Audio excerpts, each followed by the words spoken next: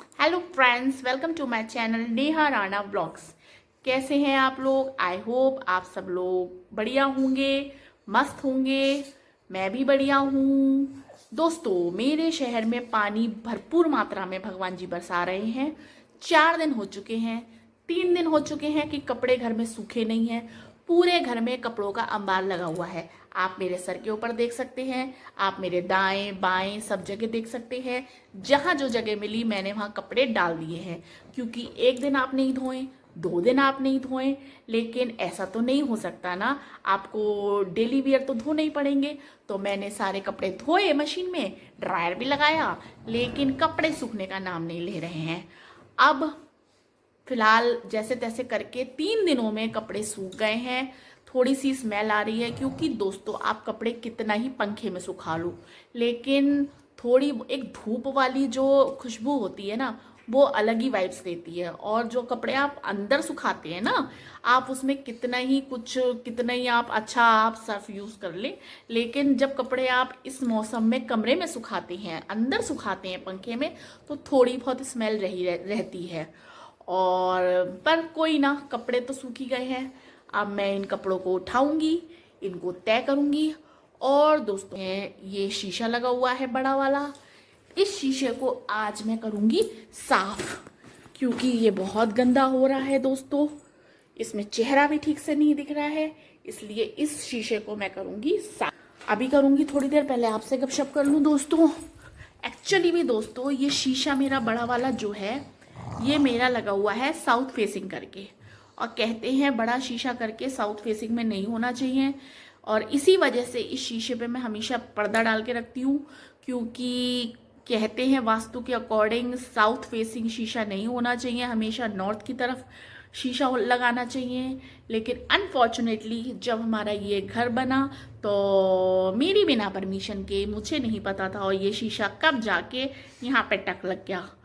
अब जो भी है फिलहाल, अब लग गया तो लग गया।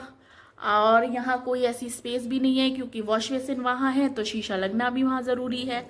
इसलिए अब फिलहाल के लिए तो इसमें टेम्परेरी यही कर रखा है कि पर्दा डाल रखा है ना। तो अब शीशा साफ करूँगी, बस जल्दी से कपड़े उठा के तय करती हूँ, और शीशा साफ करके शाम हो रही है दोस्तों, अपनी फिर बनाती हूँ एक कप चाय। दोस्तों, मैं अपने हस्बैंड के साथ जा रही हूँ सब्जी की दुकान तक एक गिफ्ट रिसीव करने, और वो गिफ्ट क्या है और वो गिफ्ट क्यों मिला है, ये मैं आपको अभी थोड़ी देर में बताऊंगी।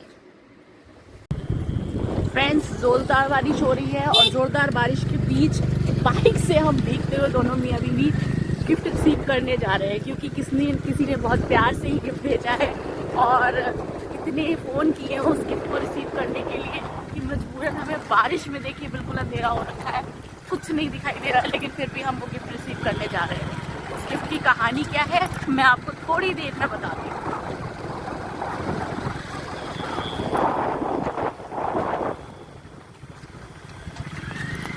पानी पड़ रहा है, देखिए फ्रेंड्स।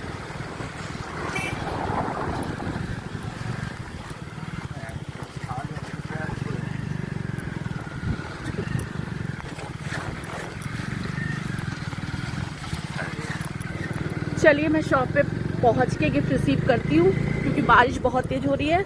आपसे फिर मिलती हूँ थोड़ी देर में। हम शॉप पे आने वाले हैं फ्रेंड्स, और बारिश बहुत तेज हो रही है, लेकिन किसी की इतनी रिक्वेस्ट पे अगर उसने किसी ने बहुत प्यार से गिफ्ट भेजा है तो रिसीव करना बनता है। आ गई हूँ मैं शॉप पे, और गिफ्ट रिसीव करते हैं और फिर तुरंत ही गिफ्ट लेके चलते हैं।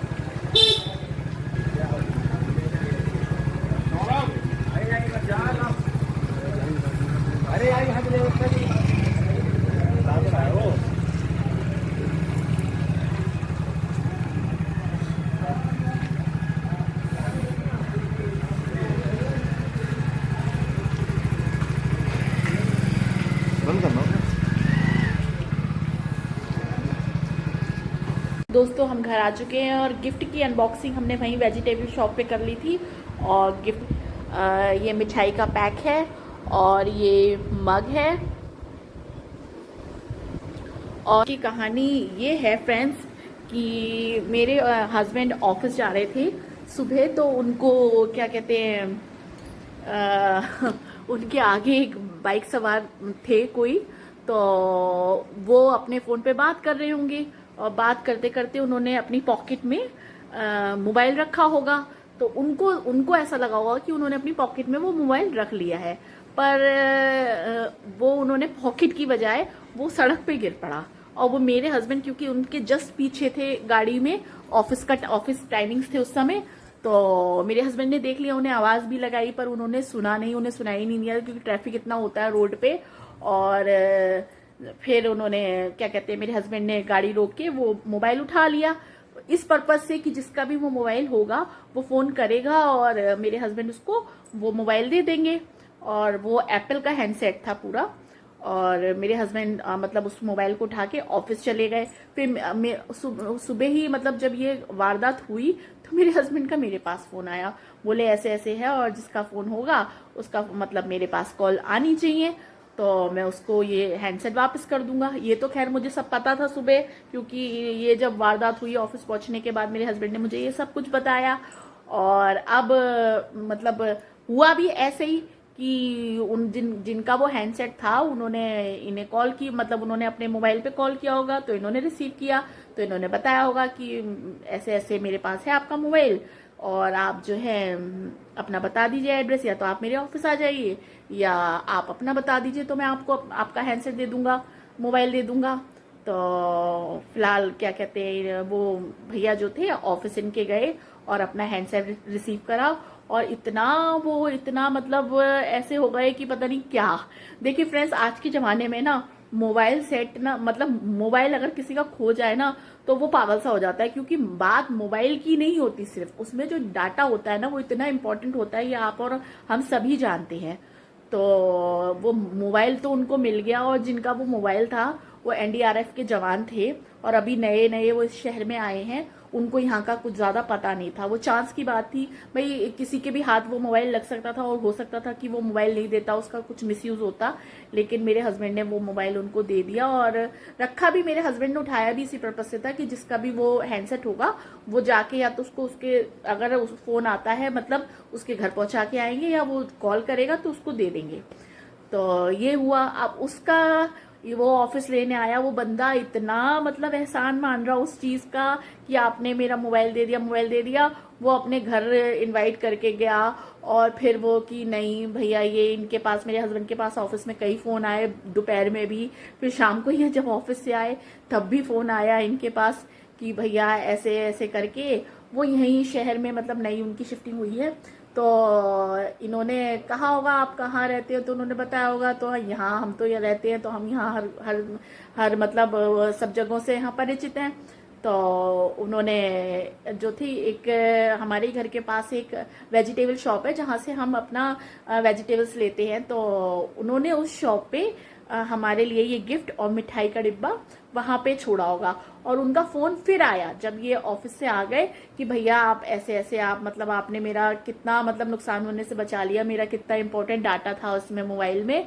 और इतना बंदा वो एहसान मान रहा, और वो उसने इतनी रिक्वेस्ट की कि भैया आप वहां से, मैंने आपके लिए मिठाई और गिफ्ट छोड़ा है, आप वहां से ले लीजिए प्लीज।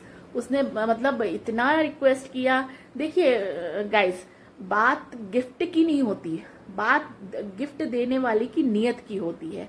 उसने इतने प्यार से इतना इंसिस्ट करके, भले ही वो आधा किलो की मिठाई का पैक है, एक मग है कहने के लिए, ऐसा कोई खास मतलब इतना बड़ा नहीं है, लेकिन वो हमारे लिए एक मतलब एक तो इंसिडेंट, उस पर एक याद बन गई कि एक बंदा एनडीआरएफ के जवान, और जो इतना वहां इतना उस चीज को एहसान मान रहा है, इतनी बार फोन कर रहा है, थैंक यू बोल रहा है, तो इसलिए वो गिफ्ट उसका मिठाई और गिफ्ट रिसीव करने के लिए, क्योंकि उसका 3 बार जब से ये ऑफिस से आके बैठे ही थे, उसका 3 बार फोन आ गया कि भैया मैंने आपके लिए वहाँ शॉप पे मिठाई छोड़ी है, आप मतलब जरूर जाके ले लीजिए ले लीजिए। तो सिर्फ इसी वजह से हम इतनी बारिश में भी वो गिफ्ट, ये बोले भी इन्होंने मना, क्योंकि वो शॉप वाले भैया मतलब हमारे जान पहचान के हैं, उनसे ही हम मतलब सब्जियां खरीदते हैं। तो ये बोले भी कि मिठाई है, चलो मैं उससे बोले दे रहा हूँ कि वो अपना यूज में ले लेंगे और वो खा लेंगे, कोई नहीं। तो लेकिन मैंने ही कहा कि नहीं, अगर किसी ने इतने प्यार से आपको कोई चीज दी है तो चीज का मोल नहीं होता, उसकी भावनाओं का मोल बहुत होता है, तो हमको लानी चाहिए। तो हम गए और उसकी मिठाई और गिफ्ट लेके आए और बहुत अच्छा लगा। देखिए, जब आप कुछ अच्छा काम करते हो ना, तो दिल को सुकून मिलता है कि आपने कुछ अच्छा किया। उसे आपको किसी को जताने या बताने की जरूरत नहीं है, वो खुद को ही एक सेटिस्फेक्शन होता है कि हाँ अच्छा करा। और इन्होंने जबकि उसका, वो मेरे सामने की बात है, ये ऑफिस से आके बैठे थे, उनका फोन आया भैया का उनका, तो इन्होंने कहा भी कि कोई नहीं, आपने मतलब आप अगर इस जगह मैं होता और मेरा मोबाइल गिरता और आप देख लेते तो आप क्या करते, मैंने इंसानियत के नाते ऐसा किया। तो बोले नहीं भैया, हर कोई ऐसे नहीं होता। उन्होंने मतलब उनका जवाब ये था कि कोई गलत हाथों में पड़ जाता तो वो उसका मिसयूज ही करता, और आपने इतना मतलब इस चीज को आपने इतना ध्यान दिया, तो इसलिए वो बंदा इतना इतना मान दे रहा है। तो इसी वजह से हम भीगते हुए उसका मिठाई लेने गए, गिफ्ट वहां पे मतलब गिफ्ट खोला तो इतना अच्छा लगा। और अभी अभी हम लोग गिफ्ट लेके आए हैं और बड़ा एक मतलब दिल को बड़ा अच्छा सा फील हो रहा है कि हाँ हम किसी के काम आ सके, हमने किसी का बहुत बड़ा नुकसान होने से बचा लिया।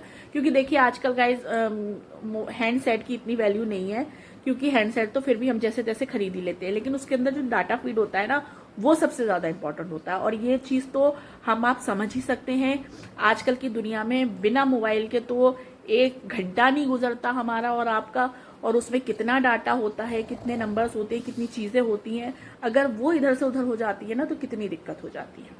खैर, इन्हीं सब के साथ आज का मैं अपना व्लॉग समाप्त करती हूँ और फिर मिलती हूँ आपसे कल नए व्लॉग के साथ। टिल देन नमस्कार, सही रहिएगा, मस्त रहिएगा, व्यस्त रहिएगा।